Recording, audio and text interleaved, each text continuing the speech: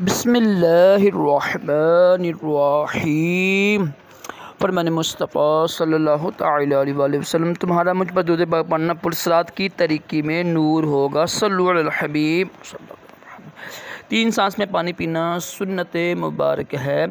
राशिद अत्तारी नूरी दवा खाने की तरफ से। और आप देख रहे हैं मुजर्रब नुस्खे। आज एक वीडियो बनाऊँगा मैं अंडे के फ़वाइद के हवाले से। अंडा एक मशहूर चीज़ है, इसके मुख्तलिफ़ नाम हैं। अरबी में कहते हैं इसको बैदे दज्जाज, फ़ारसी में कहते हैं तुख़्मे मुर्ग यानी मुर्ग के बीज, सिंधी में कहते हैं आनू और अंग्रेज़ी में कहते हैं एग। इससे जो मुराद है ना मुर्गी का अंडा होता है, ठीक है। जो आम हम बोलते हैं ना देसी अंडा खाया करें, देसी अंडा ज़्यादा बेहतर है फार्मी अंडे की निस्बत। अब जो इसका मजाज है ना अंडे का, ये जो इसकी जर्दी होती है ना, इसकी जर्दी गर्म और खुश्क होती है दर्जा दोम, ठीक है। और जिसकी सफ़ेदी होती है वो सर्द होती है दोम पर और उसकी खुश्क होती है अव्वल पर। ये दर्जे होते हैं कुछ ना हिकमत में ना, तो उसके हवाले से मैंने एक वीडियो बनाई हुई है मैंने। और इसके अफ़ाल क्या है, ये किस काम आती है। खून बनाने में काम आता है अंडा ना, और असाब को ताकत देता है, दिमाग के लिए, दिल के लिए, ठीक है। ये बेहतरीन चीज़ है। और जिनको तबेदिक हो ना बीमारी, उसके लिए भी बेहद मुफीद है ये ना। यानी जिस्म को मोटा करने के लिए, खून बनाने के लिए, दिमाग के लिए, दिल के लिए, क़ुव्वत बाज होती है ना ताकत के लिए बेहतरीन चीज़ है। एक हदीस पर आगे एक शख्स आया, या रसूल अल्लाह, अर्ज़ किया या रसूल अल्लाह मेरी औलाद नहीं है। फरमाया कि अंडे खाया करो। तो अंडे में ना स्पर्म जो होते हैं ना, मनी के जरासीम पैदा करने की ताकत होती है, क़ुव्वत बाज भी लाते हैं। लेकिन जिनके मिजाज गर्म है ना वो परहेज़ करें, ठीक है।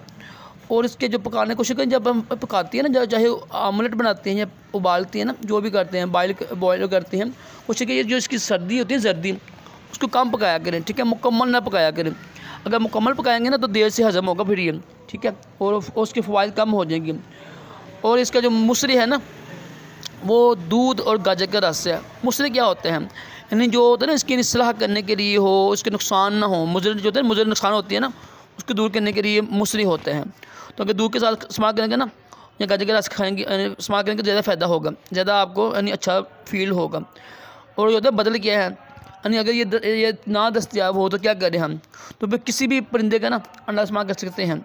और इसकी ये मकदार कितनी है, कितनी मकदार खाएँ हम, तो 2 से 3 अदद या 4 अदद खा सकते हैं एक वक्त में ना, ज़्यादा ना खाएँ।